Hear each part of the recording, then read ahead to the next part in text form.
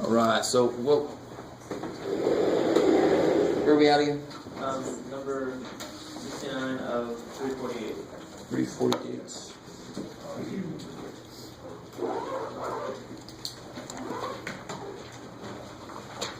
So section 49. What number did you say? 69 and 49.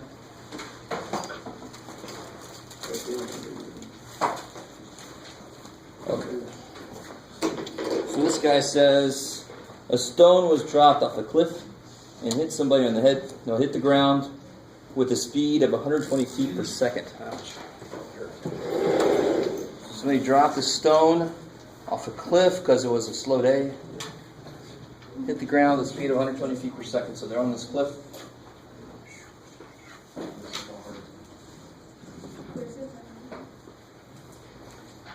Where to go? What is the height of the cliff? So all they tell you is the final velocity. The velocity at the bottom was this. Okay. And they give you some examples at the end of the section that have information that you need to be able to do this. So example 7 specifically has information that you need. So for example, we know that the acceleration due to gravity, we can simplify it and say that it's a constant. It's negative 32 feet per second. So if you look at example 7, that's where they start. And then they start doing antiderivatives to go back. So the velocity, and again, this is because I just dropped it, right? I just dropped it. There was no, I didn't throw it. I just dropped it. So the initial velocity was nothing. All I was acting was acceleration, acting down, pulling it down. What would the velocity be then? And negative 32t plus some constant. But the nice thing, what I just said, what was v of 0? What was the initial velocity? 0. So then the c's got to be 0. Because that would be 0 plus c equals 0, so c's got to be 0. Is everybody kind of with me so far? Probably not if you weren't here last time. But all that happens here is, and this is a real quick little review, if I have a function that is currently a constant, it must have been the derivative of some linear function. That's really all it says. It's the slope of mx plus b. I can determine what we call c, I can determine what that constant is if I know what was happening at the beginning very often, or actually at any point throughout. But I know the initial velocity was 0. So if I plug a 0 in here, I get negative 32, so 0 plus c is 0, so then c must be 0. Cool. So then I just have velocity is negative 32 t. So from there, what can I figure out that would be really nice to know? I know what the velocity here is the bottom, and it's going down, so I can say it's negative 120. I don't think they say that.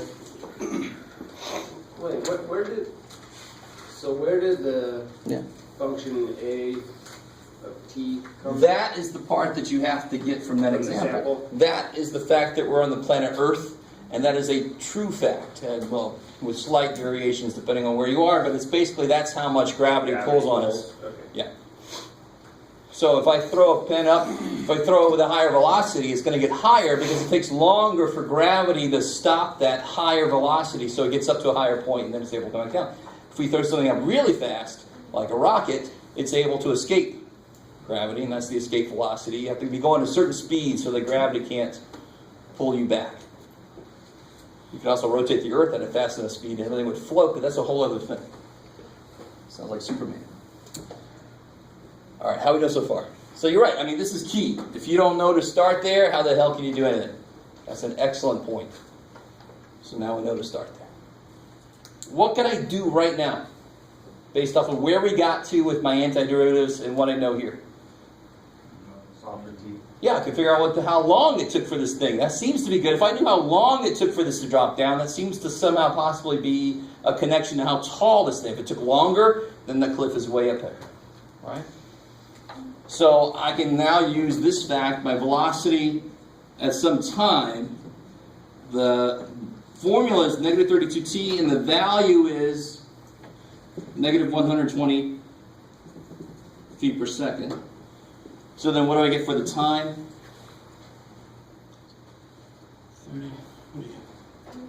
30 over A, which is 15 over 4, which is 3.75? Yeah? Alright, so step your way back and you finally get there. So it took 3 3/4 seconds to hit the ground. Alright. How are we doing so far? Is that... And I can't remember now how far the example went with this, but this is the kind of thing you relate what they give you with what you find.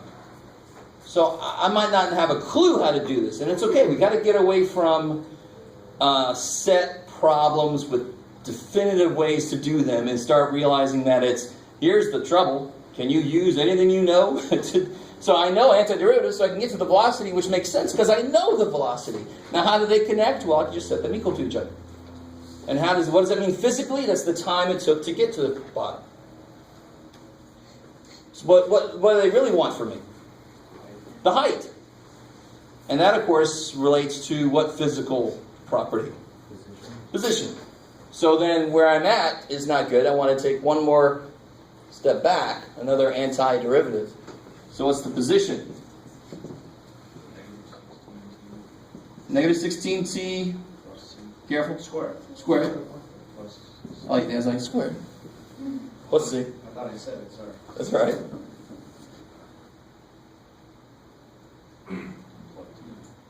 Yeah, and we know what t is. But what about and c? What is c? So here's where we get into a weird little area. Do I know where I am at this point? C is the starting point. Yeah, C is the... Well, let's think about this. So there's two ways to look at this. I could either say this is my starting point. So then the initial height would be whatever this is. Would be h. And then I drop down here, right? Or I can say, let's see, which way should I? This would be 0. This is so S initially is h. S finally is, 0. All right, because that's how far I am off the ground. So if I know that S at 3.75 seconds is supposed to be 0, going to figure out what C would be. And C in this case would represent what? The initial height. So here we use the fact that we knew the initial height. We use that fact to figure out what C is. Now we're using the fact that we know what the end position is. What I said, the initial height, did I say? Initial velocity, sorry. Yeah, I love it when I say stuff like that. So we knew the initial velocity, so we use that to figure out C. Here we're going to use the fact that we know the final position. The final position is ground level, is 0. So again, that's what I said earlier. You can use any time that you know. It doesn't have to be 0. It could be at any point throughout that function. I can figure out what C must be to make that work. So what do I get when I plug a 3.75 in? So basically, if I solve this is 0. Add this over, I get 16t squared equals C. 16 times 3.75 squared. 225. 225? I like it. 225 feet. Crazy. Now, if you took any physics, you look at these a little bit different, possibly, but they're basically using the same math. It's the kinematics, and you have different ways you work with this a lot more than we do. We just look at it as a function with derivatives. Physics, you actually work a lot more with, in this situation, I can use this version of the function. In this situation, you use this version. Let's screw all that. Let's just look at it as a function and derivatives. All right, how are we doing there? Is that one I agree with is a little bit weird because you actually have to come up with your own initial conditions. And that last piece is a little strange. But then you realize the position, you can say it's a position, a function of height off the ground. So then this plus c here would be where you start, and then gravity pulls you down. So that actually makes physical sense. Over time, gravity is going to decrease your position down to 0. You with me? So at 3.75 seconds, this function becomes no longer valid. Because after that, you ain't going nowhere. Right? Unless you somehow burrow into the ground or something. Or maybe you bounce off and some other function takes over. Anyway, that's enough of that. That's a beautiful example where piecewise function makes sense. Maybe this thing would bounce. Something like, this would be, now I want to do this. One of those crazy bouncy balls. What are they called? Bounce balls, whatever. Throw that, just drop that thing off and then see how far it bounces. Once it hits, now a whole new function takes over. Because now everything's changed. But in a whole new function, and maybe it'll be parabolic. It'll bounce and then go somewhere else. Okay. Is there anything else from homework? Yeah. Same like section, a problem similar to 52. Oh. So they give you the red graph as f, and they ask you which one is an antiderivative. So this is where you got to think back to if I gave you a function f and I asked you to draw its antiderivative, ask you to draw its derivative, because now we got to think backwards. But what did we do, of course, if I wanted to draw f prime? Where did we start? Anchor points, which would be where the f is flat. So right there, the derivative should be 0. Right there, the derivative should be 0. Right, and of course here it's increasing, so it should be positive here. And now it's decreasing, so it should be negative. And here, of course, what's going on right there? That's the inflection point. You can see the concave down becoming concave up. That relates to the maximum negative slope in this case. You guys kind of with me? And then so forth. So there's a cubic becoming a squared. Oof, right? That's their derivative. Now this is just asking you to do the whole thing backwards. So now you got to think, if they give you f prime, which is basically what this is saying, that red graph is f prime. So if they give you f prime, well, let's just do the same thing. Yeah. So that's f prime. How do you get f? Well, now you got to think backwards. This way was, wherever there was a peak or a trough, I made an anchor point of 0. And actually anywhere that it became a flat. Right? It could be a cubic. So I do the same thing here, just backwards. Wherever this guy is, what would be backwards? Wherever this was flat, became a 0 point. So the reverse of that would be wherever this guy has a 0 point, I'm going to have a flat. Right? Now the weird thing is, and this is an exceptionally weird thing. When I do an antiderivative, so, and we just saw this a second ago, what's the antiderivative of x squared?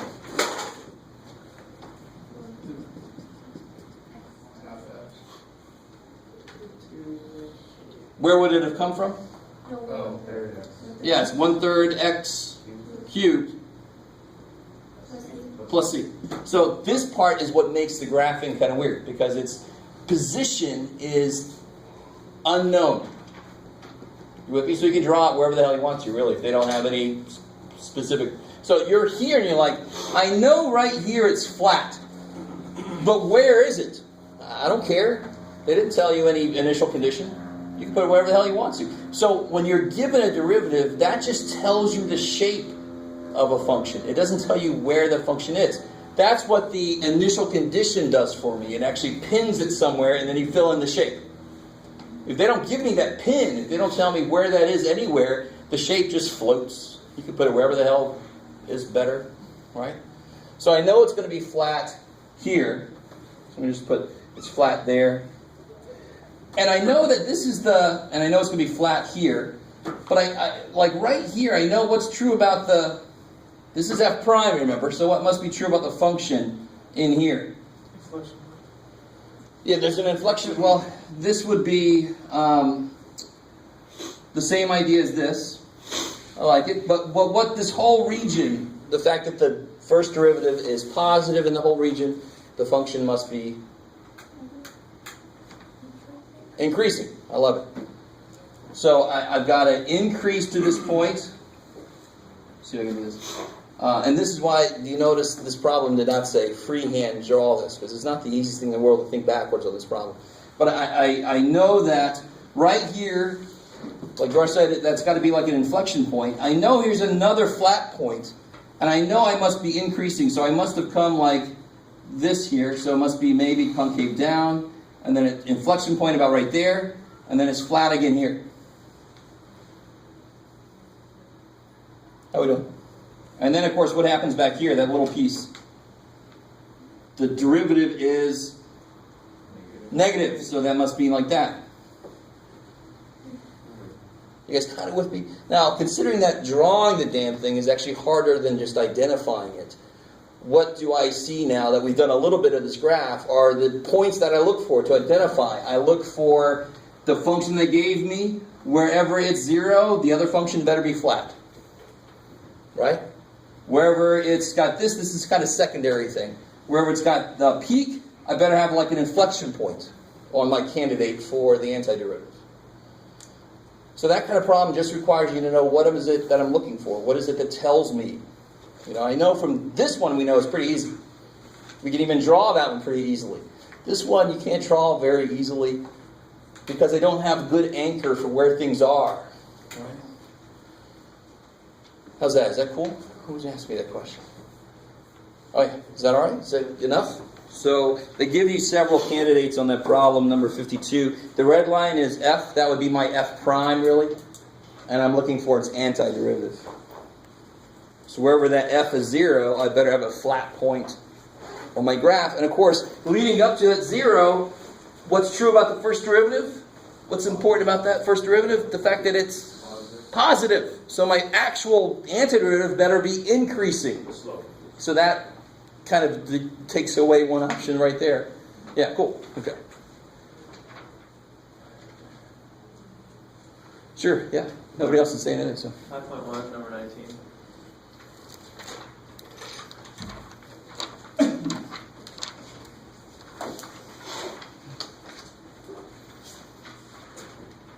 All right, so use definition 2. So when you go back, definition 2 is that limit as n goes to infinity. Ah, good. So this is what we need to do today. Which one was that, number 19? Yeah. Good. Okay, so we're going to do that part today. So I guess what I said earlier is not completely true. We're not completely done with 5. Because we talked very generally about the idea that if I let the number of rectangles I use go to infinity, then for one thing, the width goes to almost nothing. Delta x becomes dx. Because now I don't have a crude big step. I have a very infinitesimally small step. So that kind of makes sense. But we didn't talk about the mechanics. And that's going to be interesting. I'll talk about that today. Yeah. On page 345, there's the table of antiderivative formulas. Yep. Are we expected to memorize all those? Yeah. You should know those. Wait. Well, like the ones where... So I'm not asking you to memorize anything new. I'm just asking you to be able to go backwards with what you already know. So you know the derivative of tangent is correct. Secant squared. So then you know the integral secant squared is Those ones are fine. It's where it's the 1 over 1 plus x squared. Now remember, any derivatives I didn't make you memorize. See how that came from inverse tangent? And I didn't make you memorize that. So you're right on that. Any derivatives I made you memorize, okay. You have to know the antiderivative to get you back, right? Yeah, Does that make sense? But obviously on those I didn't make you memorize. Yeah. I'm not going to hold. I didn't make you memorize zero. Now you must know the integral. Yes. No. Okay. I got to work on my evil laugh. I got to. It's not quite there. Okay, so any other... problem? Say again? Are you doing a problem right now? I don't think so. Okay. Okay. Can you do another one from 4.9? Mm-hmm. Number, well, 35 and 47. All right, so let's see. Or, well, actually on 35, let's see, where is it?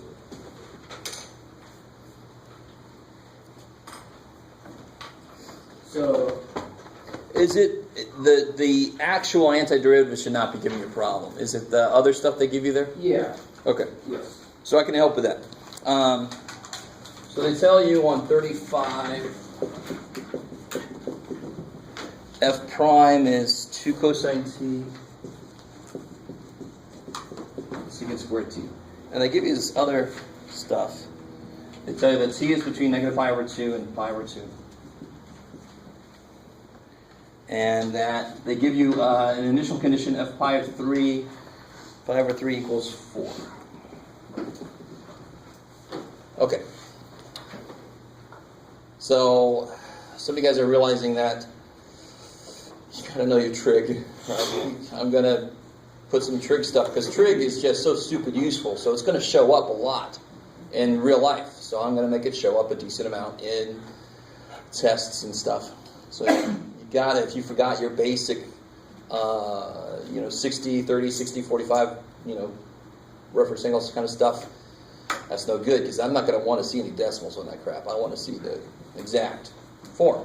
So the first step should be, just to be blunt, the first step should be easy. Right? How do you go from f prime to f? Sine 2t. Don't overthink it. And I like what you're saying. There is no 2t in there, right? So it's like the 2 is just a coefficient. I don't have to worry about pulling it back in because it would have never come out. It's not even in there. So the 2 is just a coefficient. If it was 2 If there was a 2, yeah, exactly. What's the derivative? I mean, if f prime is this, what's f going to be? sine 2t. Sine 2t. I love it because that way it's sucked back in. Because that's where that would have come from. Here, it didn't come from in there. Where'd it come from? It just is there.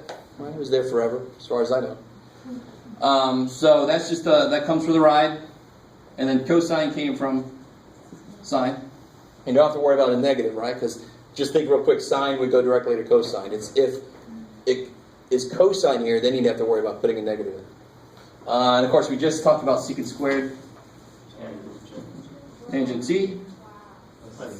Let's see. Like. And now you don't immediately worry about that first condition. You just throw in your initial condition, right? You have a domain for the t defined. But what f of pi over 3 is 4, but f of pi over 3 is 2 sine pi over 3. Get in there. Plus tangent pi over 3 plus c. So what's sine of pi over 3? Yeah, I heard some pi's or something, I think. Yeah. So yeah, sine of pi over 3, sine of 60, so it's going to be root 3 over 2. What's tangent of pi over 3?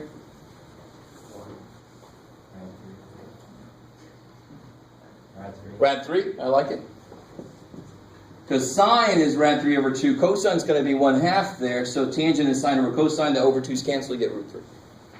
Right, so I personally don't memorize any tangent values. I just very quickly do the ratio of the sine and cosine. If you want to memorize the tangent values, some of you probably have already, great.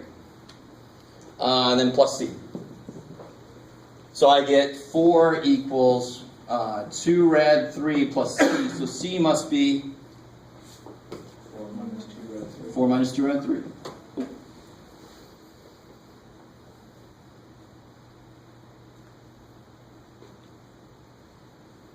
Okay.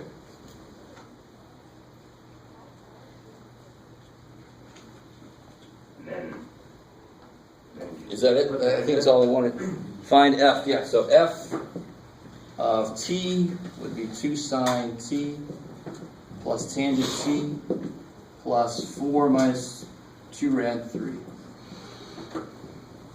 I like it. Okay, so they just give you that. Yeah, they're being overly cautious here. They Right. because the tangent, of course, and the secant squared and the tangent do funky things. But this kind of really established the important part. They really didn't even need to put that first part in there. Is that just because pi over 3 can, well, See, there's no issue about quadrants or anything really because we don't have any inverse trig functions. That's where you really need to know where you're supposed to be. They were just being overly cautious, I guess. Don't they do that because it's undefined?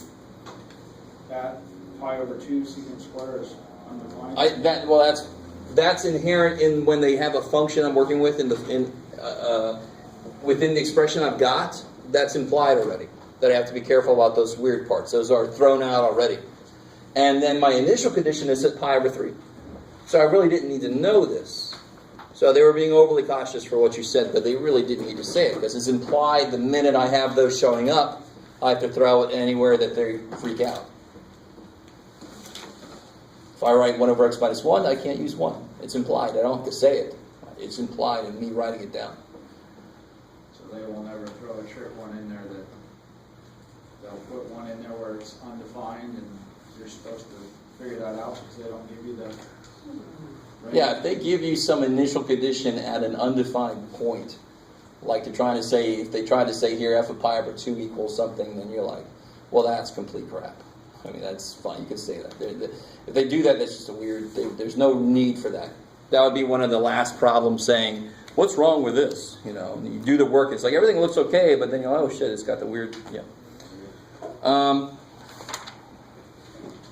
Okay. Anything else from? 47. Oh yeah, 47. That one I just. So here the problem is, we've done a few of them where they give you one condition because they only have one derivative to undo. We've done one where you have two derivatives, a second derivative, Right. and they gave me f of 0 and f prime is 0 or Right. something. So here's an example where they didn't tell me a damn thing about f prime. Right? I have f double prime. I got to figure out what f is, and they only tell me f of something, f of something. They don't say a word about f prime.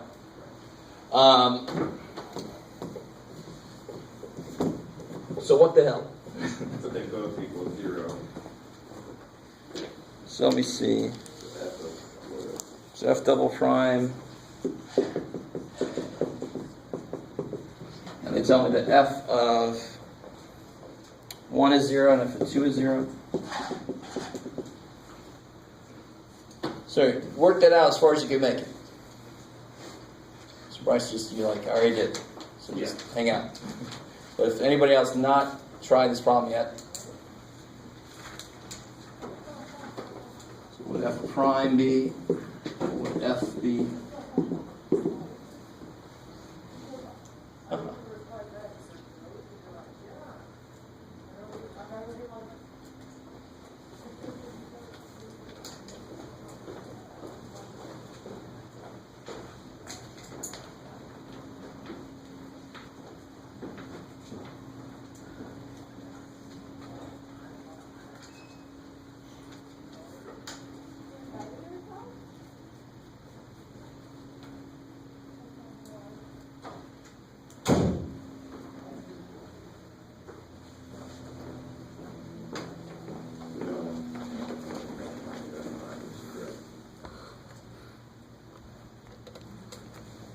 Let's see, what did you guys get for f prime? This must have come from where? X negative 1. And if you take the derivative, what would happen? You can divide by negative 1. Yeah, the negative 1 would come down, so I need a negative 1 there to kill it, right? So negative 1 over x, that's the same thing, right? Same thing, yeah. So this would be the same thing, negative 1 over x. I Let's like see. it. Plus c. And the next step, what's the antiderivative of 1 over x? Beautiful. And that ln is kind of like the bridge. There's a disconnect between the positive powers and the negative powers. There's no way to jump that bridge over to the other one. ln just continues things. So later this semester, we'll figure out what ln's antiderivative is. We currently cannot do it. So let's see. This will be Be very specific for me. Negative 1 ln absolute. Yeah, negative ln. Absolute x. I like it. And the nice thing is only on the positive side, it looks like. I don't think they say that specifically, do they? X is greater than 0. Yeah, x is greater than 0. Oh, there it is. Cool, I missed that. So then we don't need the absolute values there. Cool. All right, negative natural log of x Plus cx. plus cx Plus d. plus d. I love it. Cool.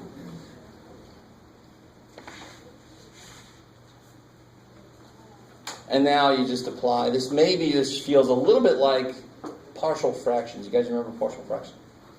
It's not exactly partial fractions. It just looks a little bit like it. But now I just apply both of these. I know f of 1 is 0. Well, what's f of 1 over here? Natural log of 1 is 0. And I get c times 1, so I get c plus d. So f of 1 is c plus d. So 0 is c plus d. F of 2 is 0. Well, what's f of 2? I like it. Well, what's f of 2? ln 2. Yeah, negative ln 2 ln 2. plus 2c plus d. So then that's 0. So then you got a system of equations you could do however you like.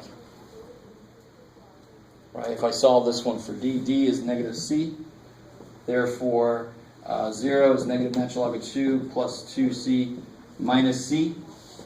So c must be natural log of 2. Do you guys see that?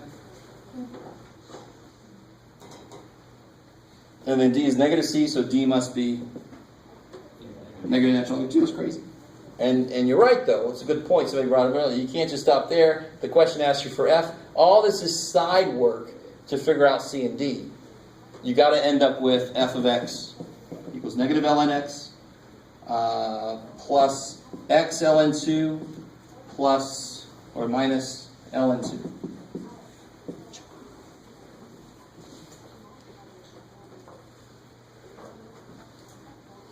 Is that cool? You can always check your work if you have time by doing derivatives and plugging stuff in. You can just do derivatives on it. You don't have to plug anything in, actually. Just do the derivative, and you should end up back there.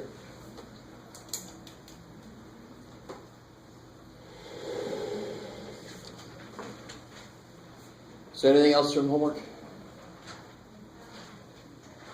All right, I think that's enough. Good. So last time we did the first part of chapter 5,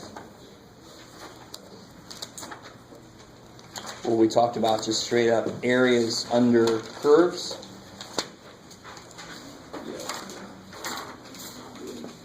So let me kind of put down some stuff we talked about last time. Let me just summarize a few things, and then we'll work our way towards, I think we should ask a question about that one problem. Yeah.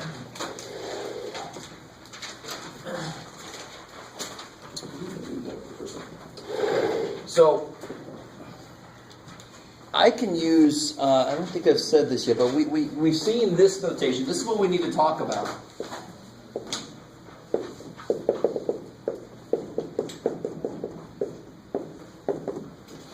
In the book, you'll see this with like a little asterisk. Because like we said earlier, you don't have to use right endpoint, left endpoint, or midpoint. You actually can use any point you want to inside that rectangle. And why is that cool? Because what am I going to do with that rectangle?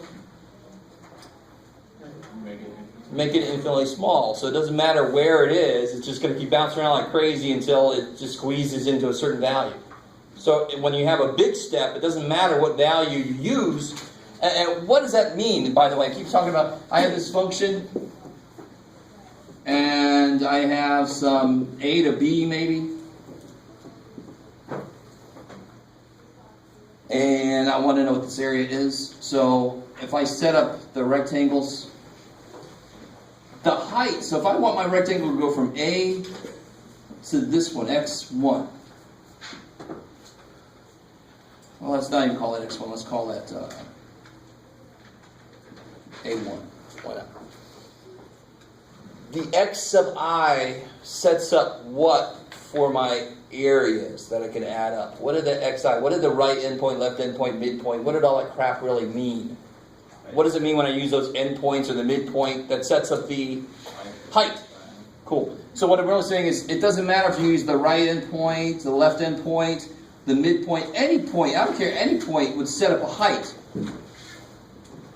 Because when I take the limit, it's all going to get narrowed down anyway. You're going to have to basically take every damn point. That's what this really forces you to do. So in general, if you're just doing a crude step where you have maybe 10 rectangles, you can use any damn point inside of each rectangle. Once you've set up the width, you pick any damn point you want to. And the reason you might want to be able to do this is because maybe you make observations and you have faulty equipment, or observations can't be made at certain times. So that you just make an observation and you see the temperature is here, and then you wait about 2 seconds and you make another observation. And then, who knows, something weird happens, you're in outer space, and then there's cosmic interference, cosmic ray interference, so you gotta wait, and then it's over there. So you have these irregularly spaced points that you're using. So that your data that you're using might be irregularly spaced. So thank God the theorem actually allows for that to happen. It doesn't matter. It'll still be an approximation, right? Hopefully you got a lot of data points, so it's a decent approximation, but okay, maybe. All right.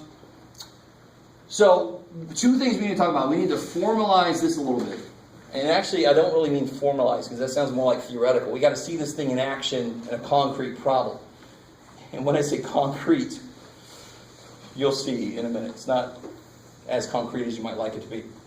But the other thing I want to make formal, and I think I said this informally, in this limit, if I let n go to infinity, this officially becomes this limit of the sums. So it's an infinite summation. It becomes this elongated S. I think I've said this before. So this symbol really is replaced with this. My F doesn't have all these choices anymore. It just gets down to, it just is replaced with X. And then my steps are not big, they're small. So it's the sum of my function over an interval. Okay. All right. So let's do this. Let's do first a more specific example of that. And actually, let me do one from... Well, I'll do one that's more general, I think, than the one that you had trouble with on the earlier one. Has anybody ever heard of a proof method called mathematical induction?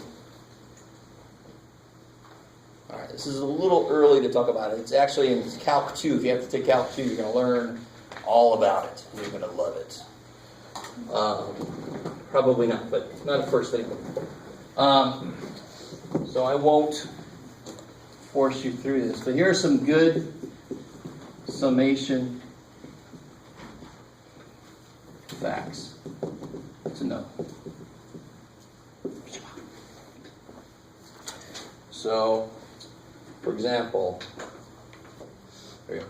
The sum of I equals 1 to n. So let's just think about what that really means. What does that mean? Help me out. How would I write that sum out? It's a sum up to n things. What would that sum look like? What's the first thing? 1. So this would be 1 plus 2 plus 3 up to n. Right? Where n is currently undefined. So maybe n is 1, in which case it would be 1. Because they didn't make it anywhere. Are you with me? Okay, good. So I want to make sure you guys understand what that by itself means. But the cool thing is, there's a way to do this, and in fact, I don't know if you guys, let me give you an example. This is kind of cool. Let me make this a little more concrete. You ever heard of a mathematician named Gauss? He's the one that did a lot of the studies. The Gaussian curve is used in statistics, and he did all kinds of stuff in physics, and he's just makes all the rest of us feel like slackers, basically. So there's an urban myth in math that says when he was in grade school, his teacher was, because like the kids were going crazy, and he said, "Okay, everybody sit down. Now you will add the numbers 1 to 100 and shut up. you say anything, you'll go away. And so they sat down. They said, 1 plus 2 is 3. 3 plus 3 is 6. So Gauss is like, screw this shit, man. There's got to be a better way to do this. So he did 1 plus 100 is 101. 2 plus 99 is 101. So some of you guys have maybe seen this or see where this is going. And all I had to do then was figure out, okay, I'm going to get 101. How many times am I going to get 101? How many pairs do I have? If I have a number of numbers, I got 50 pairs. 50 times 101, 50. So he came to the teacher and said, here, teach. Like 15 seconds later. Said, here's what, and the teacher's like, what?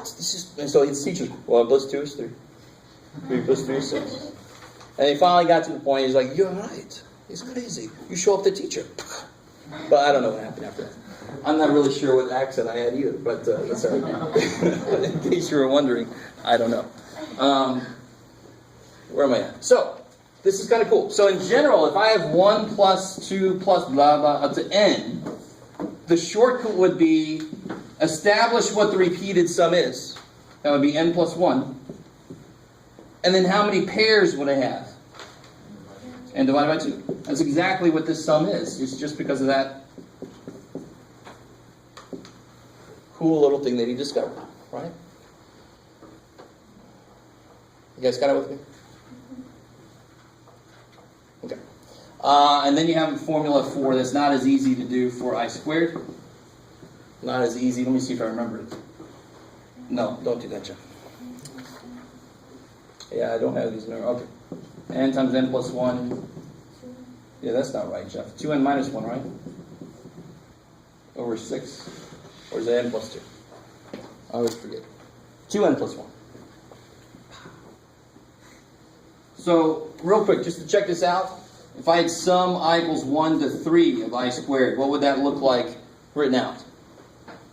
The first number would be 1 plus 4 plus 9. And what's that?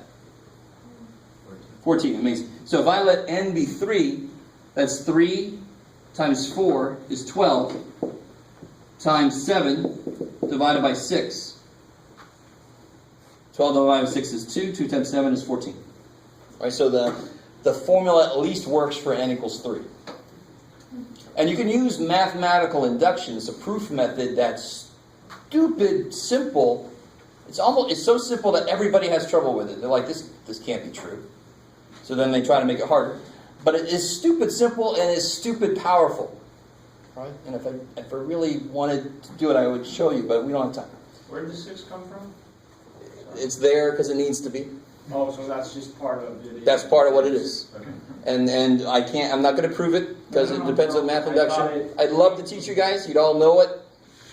Those who are going to Calc 2 would be ahead of the game, but yeah. So is that just for the I squared? He's good. Just for the I squared. I love it. And some of you guys might realize, I am telling you all of this because when you hit problems where n is going to infinity, your width is not going to be well defined. It's going to be, how would you get the width?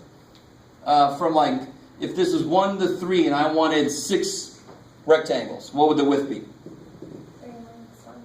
Yeah, 3 minus 1. How far do you got to go divided by how many steps you're going to take? So that would be 1n. Or you can do it, Jeff. 1/3. There you go. Now, what if I want to use n? Delta x would be 2 over n. Oh shit. Right? And actually, these guys are built up by the width. I start at 1 and I go this far to get to the next one.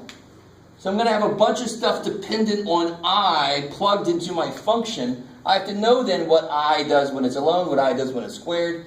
And finally, we have the last one we looked at is, and there's more obviously that goes further, but what I does when it's cubed, when you have this infinite sum, or not in this case infinite yet.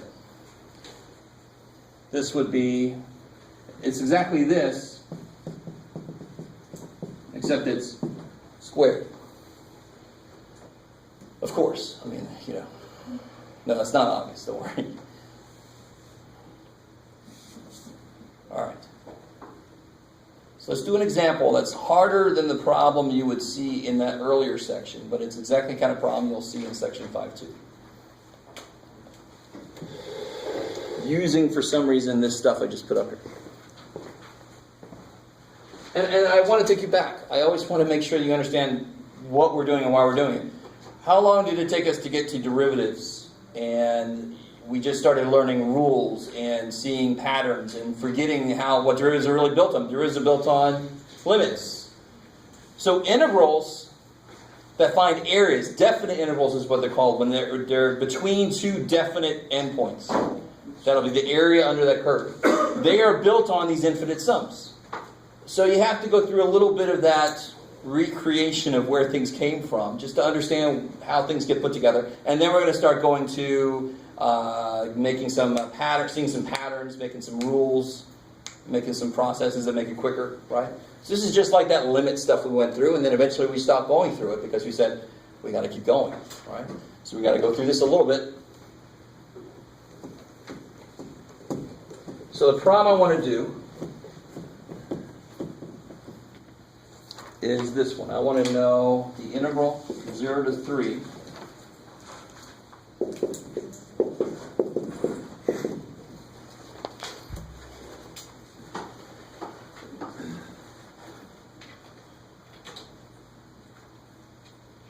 So what would that look like in this infinite limit notation? So first off, before we can get there, we have to figure out a few things beforehand. What would that look like? What would these look like? And I'll help us out a little bit. I'll say we're going to use, because it doesn't matter, this will simplify things a little bit because it doesn't matter. We're going to use right endpoints. So right now this is all kind of new, so some of you guys might be like, what the hell does that do? So we'll see. So this idea visually is captured by, I have this function is some kind of cubic. What would it look like roughly, Jeff? Who knows? Probably something like that. So from 0 up to 3. How we know so far? So right endpoint means when I go, and we're not going to draw the rectangles in, because of course there's going to be an infinite amount of them, so let's skip that step. But I do want to give a representation of what the hell this right endpoint really means. I'm going to draw one rectangle. Right endpoint means I'm not going to use 0's input as a height, right? The output for 0 is a height. I'm going to use the right part of the rectangle, so I'm going to use that as the height. So that would be x1. Okay, that's one thing. Oh, you know, some of you guys look remarkably bored, which is okay. I'm a math teacher, I'm used to it. Delta x, what would that be? What's delta x in this case? 3 divided by n. Yeah, it's 3 minus 0, so 3 divided by n. So it's 3 over n. I like it. Yes, sir? That dx, is that the same as delta x? Dx is an infinitesimal small step. Delta x is a crude step. Right? And we saw that way back when we were talking about derivatives in the first place. Right? We had delta x and delta y. And then the relationship to dx, dy, delta x, delta y could be this big from one point to the other. Dx, dy is right at that point. Right? And is there, going back to that limit idea again, is there ever a single point inside the definition of derivative? No, because it's the limit as h goes to 0. Does the separation between the points ever actually go to 0? Is there ever actually just one point? No, it's the limit. It never gets there. But dx and dy then represent that. Dx would represent that distance left over. Right? Which a lot of people say, well, isn't that just 0? Well, no, because that would mean that you made it. And the whole idea of a limit is you don't make it. You're really close. Cool. Where am I? Okay. So somebody help me out. What would x1 have to be? What would that first right endpoint have to be?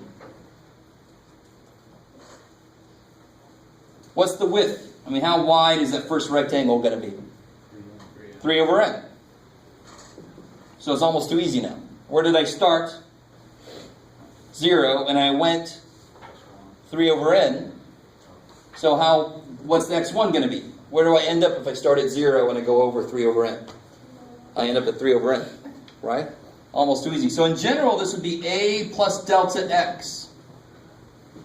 Does that make sense? If you start at A and you go a width, that's where your first input's gonna be. You kind of with me?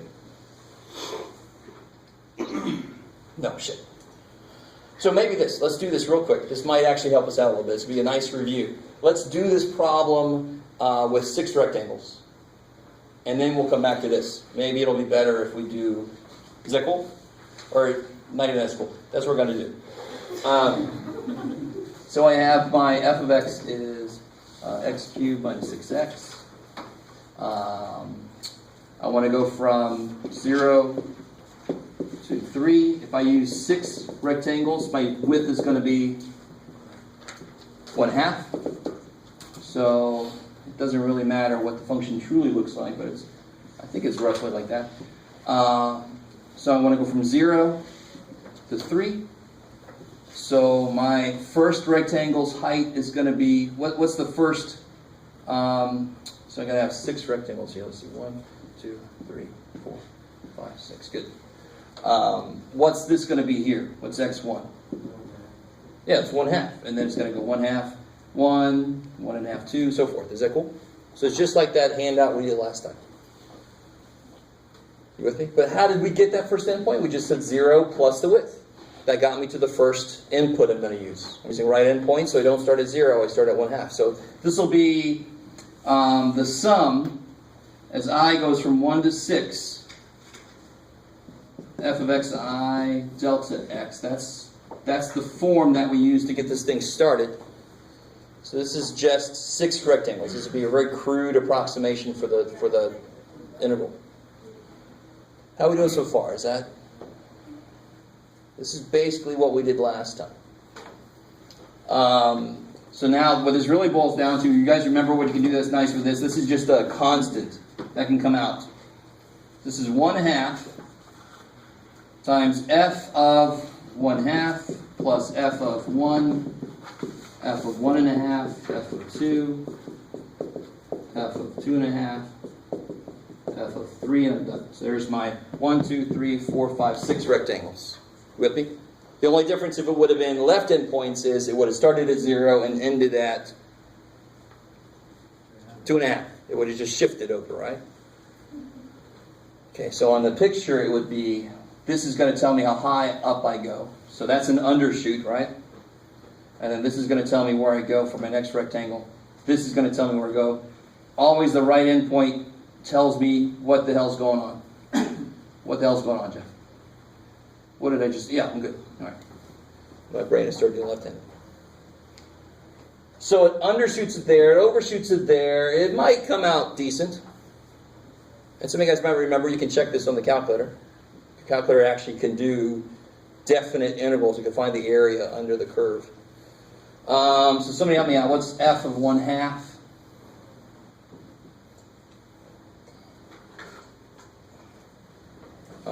What is that? Negative 2.875? Yeah. Plus f of 1. So that'll be minus 5, right? Can I do that and not that? That would be really awesome. 1.5 is something.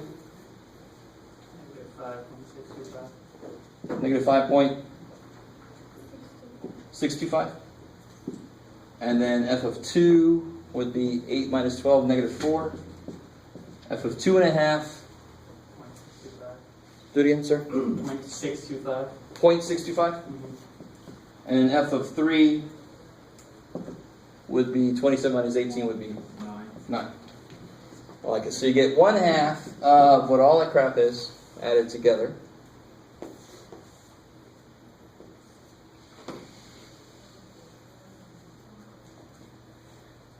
So it'll be, what is that, negative 7.875?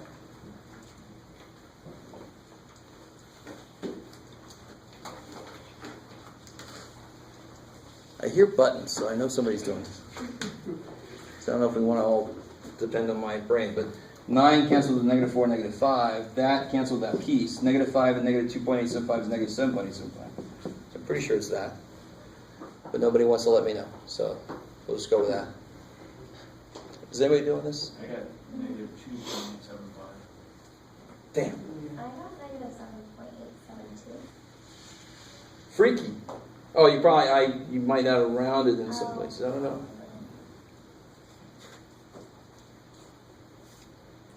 I haven't cut it in half yet, right? Correct.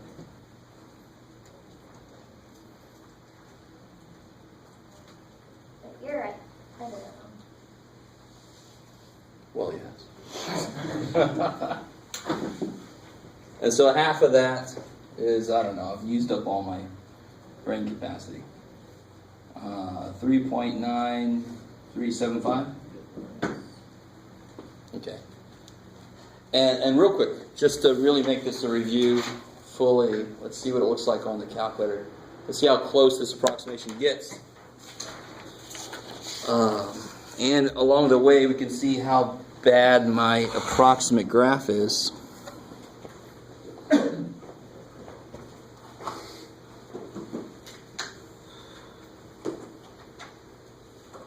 If anybody wasn't here and they want to, or if anybody wants a copy of that, should I just do that and give it to everybody?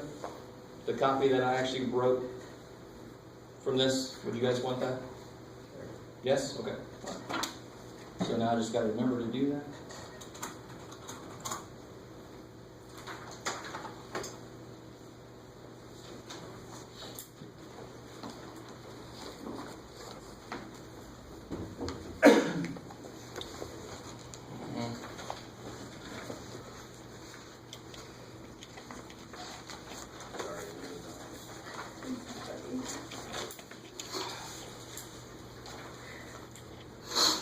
How about them Celtics? I have high hopes.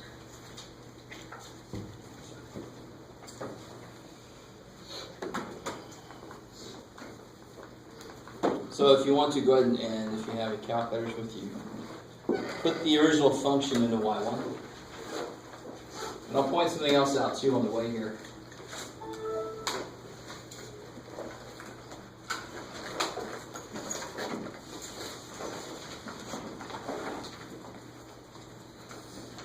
So this is that function we did last time with the area. If I put in here x cubed minus 6x.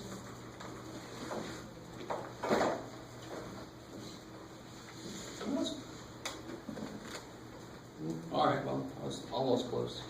So if I want to get the integral, so real quick, before I do that, you guys notice there's a derivative key here too? So if I wanted the derivative at 2, there's a slope at 2, right? Oh, that would have been helpful. Read your manuals. Don't have your manual, you can download every damn manual there is nowadays. So now I want the integral, and I want the integral specifically from 0 to 3, negative 6.75. We got nowhere near. Which is fine, because we use 6 rectangles, and it's got a little bit that comes out at the end. So our big-ass rectangles are going to do a piss-poor job of estimating this. Now, if I also did the left endpoint and average those together, it would be a lot closer, like we saw last time. You guys kind of with? Okay, cool. So that's a complete little review of what we did last time. So my hopes with doing this is that it would spur us towards how do we do this more symbolically for this problem.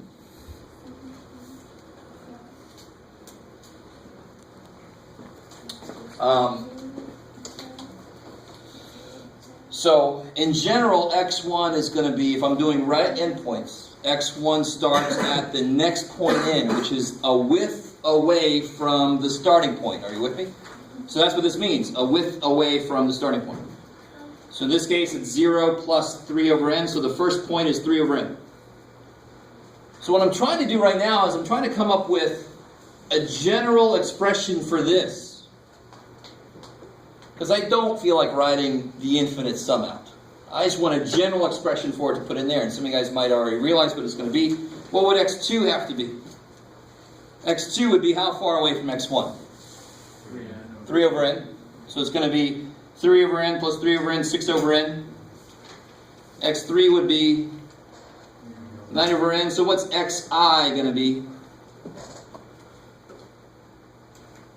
What's x1? It's 3 over n. What's x2? It's 2 3s over n. What's x3? It's 3 3s over n. So what's xi? 3i over n. Okay. You guys with me? Did somebody just say ooh?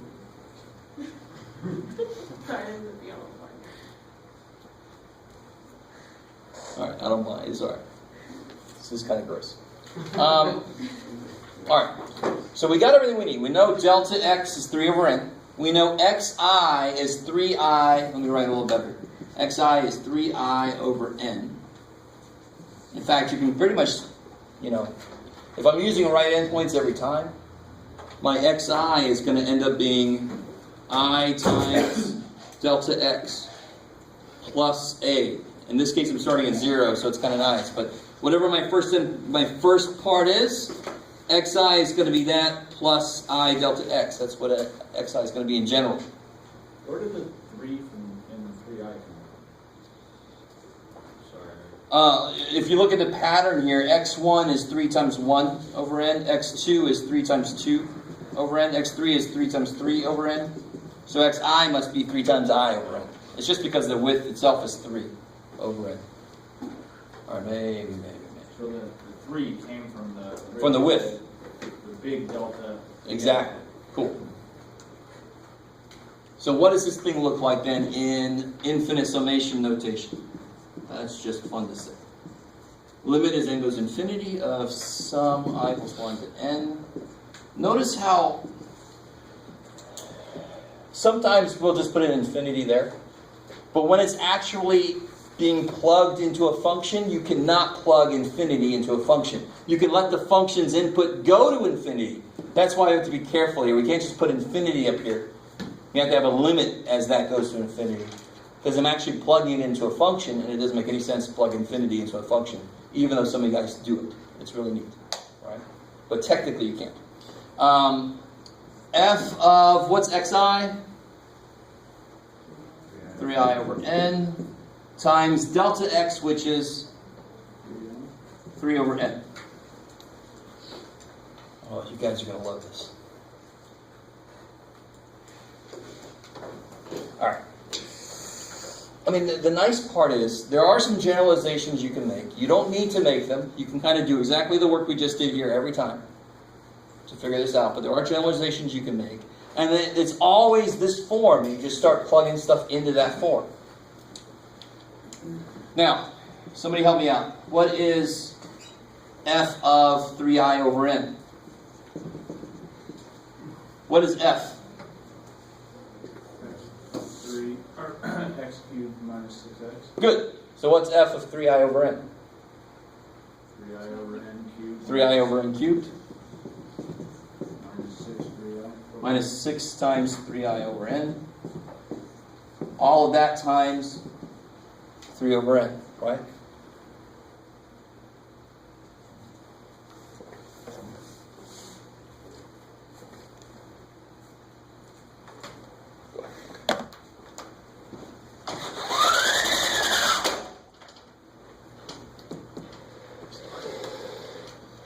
All right, how are we doing so far?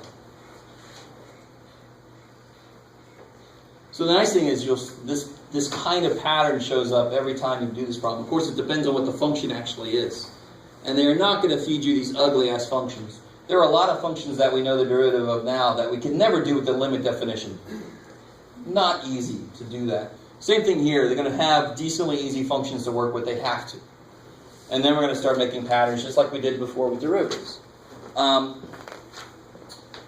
let me see. We got all this here. Alright, so working with this a little bit more. What can I do inside here?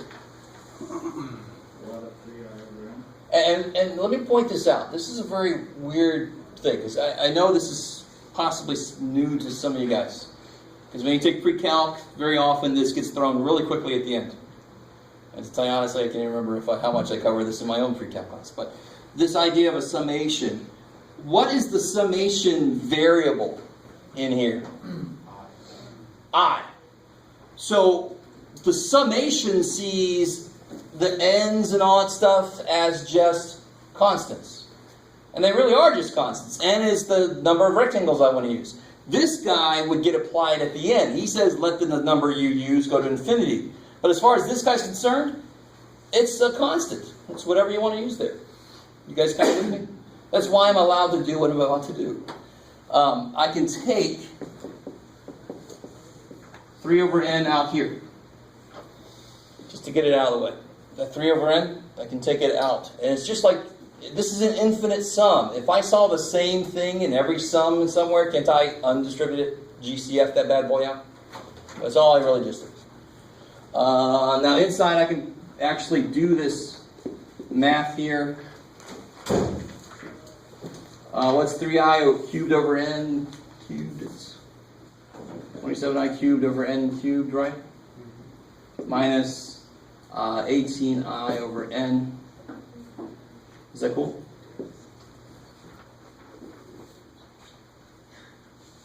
Now do you start to see why I gave you those good to know summation facts earlier?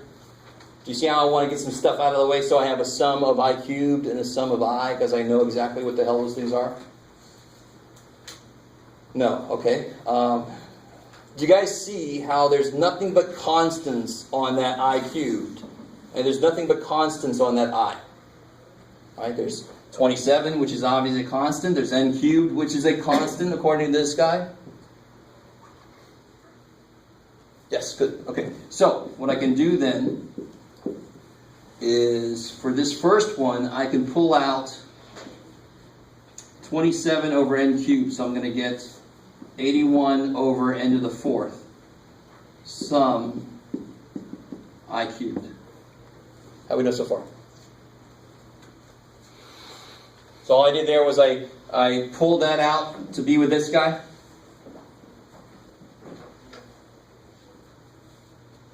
Why does the negative sign stop?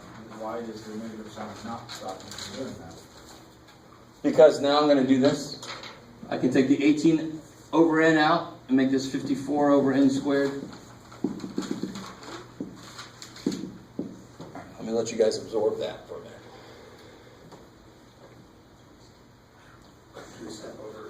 Yeah. When you start teaching this, tell them to start at the top. How do you guys, do you see what happened there? I mean, if I had a bunch of numbers to add, and I had, watch this, if I have to add this list of numbers,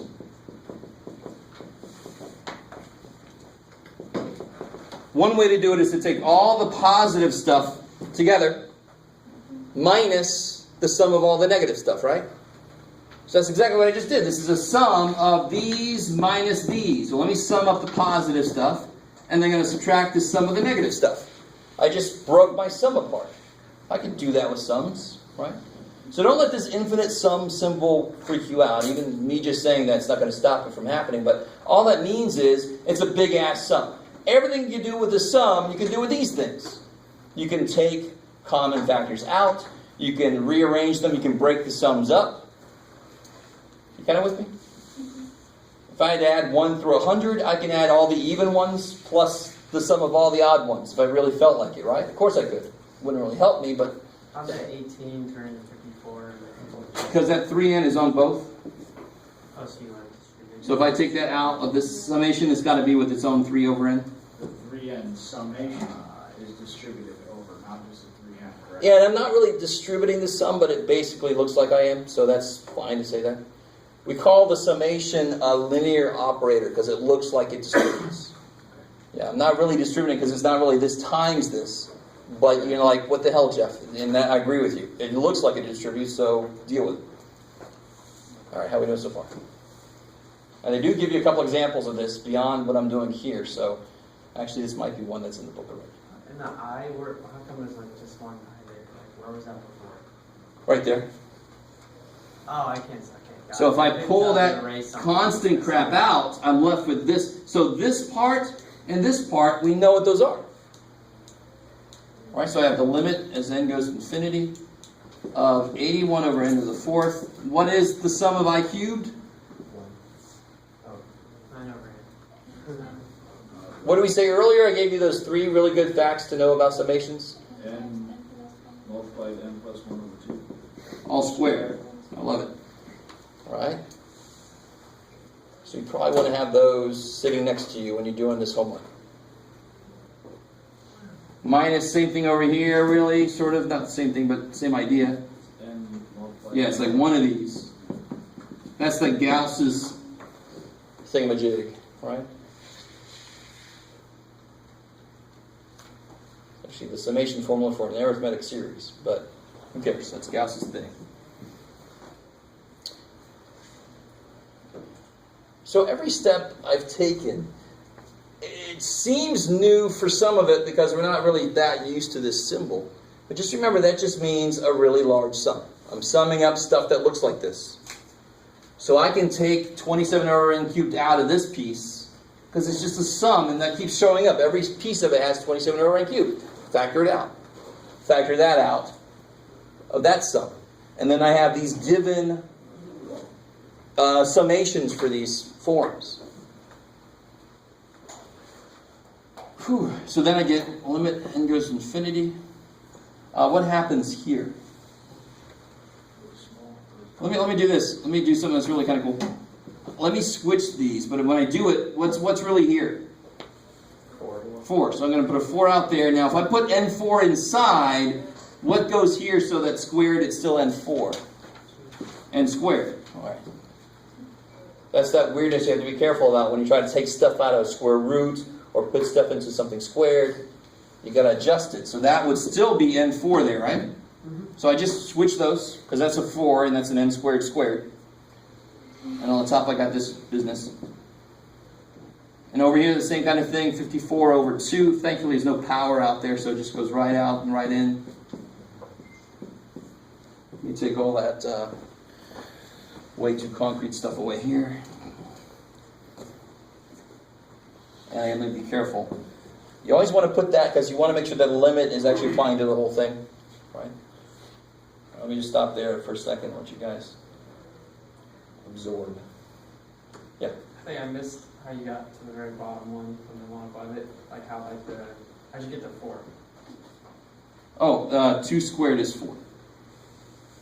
And then to put the n4 inside, what squared is n4? N squared squared is n4. So just switch those. And do you do that to both sides, or where do you only do it to the positive one? And I did it to this one, right? Okay, so you can, So the 2 and the n squared, there's no power up here, so I don't have to worry about, I can just switch those.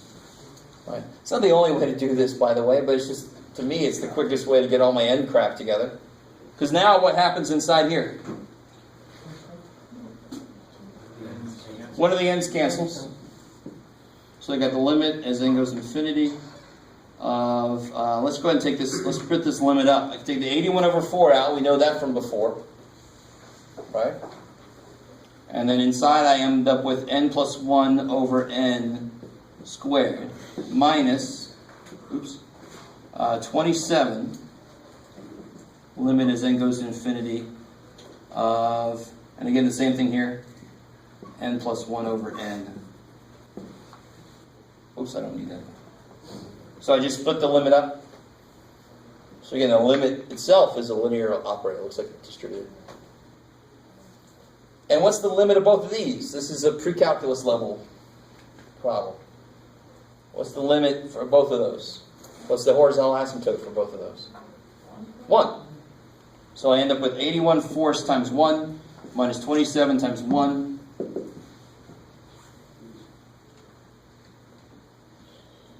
So it's 81 fourths minus 27.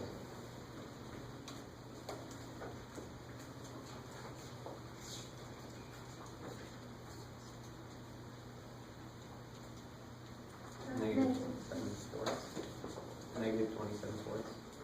Which is also negative 6.75. And if you guys might remember, what did we get earlier when we did it on the calculator? I turned it off there, but we got negative 6.75. So that came out with the exact right answer. Why did that come out with the exact right answer? Whenever we do it with rectangles, it always came, in fact, the one we did with 6 rectangles was way the hell off. We said negative 3 point something. It's supposed to be negative 6.75. This came out with exactly negative 6.75. Just as easy. But of course, why did that come out perfect? Is it because it's summation? It's basically just like compacts everything, so you just do the math and it'll come out with your same answer instead of doing all the rectangles to give you like a like assumption. This is more precise. Exactly, but I'm still using rectangles. This still uses rectangles. I just have an infinite number of rectangles that are infinitesimally small. So how well would they fit into that shape? Perfectly. If I use big ass rectangles and one giant rectangle to approximate it, that's not going to fit very well, right? You guys kind of with me? Can you explain how you went from the second to the last line to the bottom line again? Here to here? Yeah, how you got the 1. Well, so there's a couple different ways. I could divide by the highest power of n that I see and do all that kind of crap, or I could just remember that when the powers are the same on the top, the degree is the same, it's the ratio of the coefficients. That's 1 for both of those, right? It would be n squared crap, n squared. The ratio of those would be 1. That's the shortcut. That's what we learned from pre-calc. Yeah. You gave us the summation rules. Wasn't there a 2n plus 1 in the I cubed? No, it was the I squared. Oh, okay. God, for just like a millisecond, I was like, shit! No, it was the I squared. Okay. Yeah, yes. Let's say you got like 3 for the first limit as a, I know it's not, let's say you just do a1/4 times 3 minus 27. Oh, yeah, whatever you get here, you multiply by this. Yeah, of course. Here, it just happened to be 3. So if there would have been 3n plus 1 in there, then this limit would have been 9, and I would have did 9 times this, and so forth. No big deal. So in this case, it's just 1, so it doesn't really change those numbers. But whatever this limit is, you just multiply by it. Why would it have been 9? Because if I put a 3 there, it's squared, Oh, because the right? So the limit of the inside would be 3, and then 3 squared is 9. Yeah. Cool. Okay. So that square always throws things off. So in a way, that was almost too easy of a problem. Now, of course, you look at it and like, that was too easy, but it was a little too easy because that was 1. But whatever the hell that is, you just multiply by that. Right? And it should be, they're going to use just polynomials for this. You could use this process on any function, but of course, the minute your function is not polynomial, you start getting very strange ways of handling things. So that's why we try to see patterns and start making generalizations and start building on that instead of trying to do every function we want to do this way. Same thing we did with the limits, with the derivatives. Okay. So you will have to do this a few times. Not nearly as much as you had to do limits for derivatives, but you will have to do this a few times. Let's see. So then that should make that question from the earlier section, it's going to look easy compared to this. Because at that point, I think you only had one rule to use. This is what you would see in section 5.2. So, the last thing I want to do, let me make sure I didn't miss anything here. No. Oh, here we go. Perfect. They actually don't talk about the midpoint rule until page 378, part of the way through 5.2, and they make a big deal of it, but it's, same thing as the right endpoint, left endpoint, midpoint's not a big deal. To get the height, you just use the middle of the rectangle. The important part is, starting on the bottom of page 379, let me make sure I didn't miss anything good. So remember, we started with this. This integral is negative 6.75. So in the future, very near future, thank God, we're going to be able to do this to there in about 3 steps instead of however many steps that is, right? Okay. There we got this here. Okay.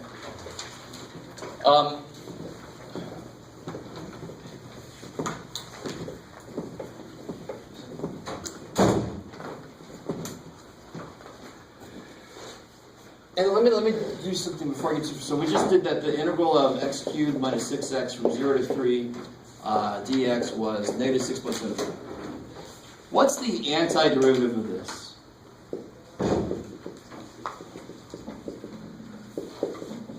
1/4 x to the 4th, Good. 1/4 x to the 4th. minus 3x squared Good. Minus 3x squared plus c. plus c. I like it. Now, let me do something now that you won't have a clue why it works. I'm not really sure why I'm doing it this way, but I just want to. And let's call this, so this is f, little f, let's call this big ass f of x like the book does, right? That's the antiderivative. So what's big ass f of 3? Somebody help me out. I know you're going to have a plus c, but who cares? What's big ass f of 3?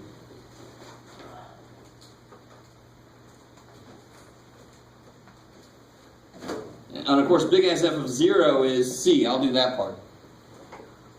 Is that cool? So what's big ass f of 3? It might look familiar if you kind of write it out. Wouldn't this be 81 over 4 Negative 6. minus 27? Doesn't sound familiar? Negative 6. Negative 6.75 plus c. So what's big ass f of 3 minus big ass f of 0? What just happens? C's going, so you get negative 6.75. So right now, I want to make sure, unless you've had calc before, you would read ahead, this should really only represent the area under this curve. That's all we've talked about so far. That's exactly what we know at this point. That represents the limit as n goes to infinity, letting an infinite number of rectangles get the area. That is all about area. So the next thing we're going to do is we're going to actually prove, or at least talk about, why that should be connected to the antiderivative itself. And if we can establish that, I can forego all that weird-ass xi business and all that stuff and just find antiderivatives and get my areas that way. There's no reason. In fact, this is kind of cool. In history, they established the areas under curves, and they established antiderivatives separately. And then there were some people working on things and saying, wait a minute, they do kind of, there seem to be, why the hell would that be true? And that's the cool part of mathematics. You have people working on these separate things, and they say, wait a minute, they lead to the same thing. What the hell? And then you start making theories to explain why that happens, but sometimes it's how math happens. Okay, so several things before we get to that point. If the integral from a to b represents the area from a to b, how should that relate to the integral from b to a? And think about what that really means. My width would be b minus a over n, and b is bigger than a, right? So that's why the width comes out to be positive here. So over here, if I did the width, it would come out negative, which is kind of weird. But really, the general rule then is this is equal to the opposite, the negative of this. If I flip my limits, I get the negative area. Okay. And again, you guys are in my class, so you will not be scared by negative areas. You will be completely fine with them and will laugh at books that have an issue with them. Right? We are cool with negative areas. Yes, sir? Is that like left endpoint, right endpoint? Not really. This is actually more, even the step before that. It's just, instead of going from A to B, you go from B to A. So it's not really using left or right. I can still use left or right going backwards, but I'm going backwards. So in that case, this negative represents that you're going in reverse. So again, it still just represents the direction in that case. Negative area just represents, am I below the x-axis or above? It just represents, in that case, more of a position, but more of a direction. Are you going down or are you going up above the x-axis? Does that make sense? So it's the same kind of idea. Okay. So we're going to have several of these. What do you think? If that represents the area from A to B, then what would this have to be? It has to be 0. the area from A to A, there can be no area because there's no width, right? So any line has an area of 0, right? Because there's no width to that line. It's not even dx in that case. It's actually 0 width. So this would be 0. Blah, blah, blah, blah, blah. Oh, this one's a little bit weird at first, but think about that for a second. Get in there. C is a constant.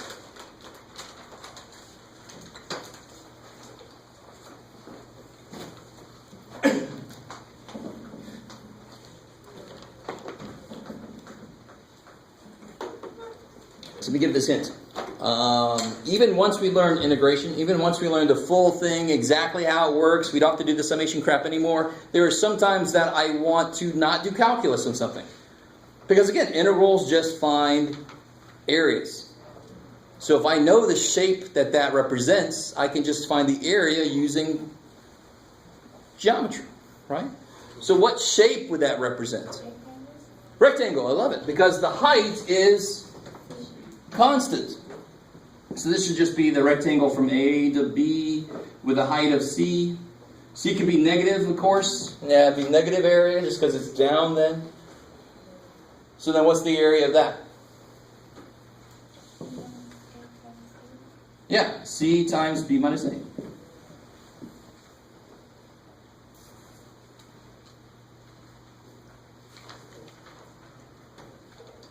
Okay.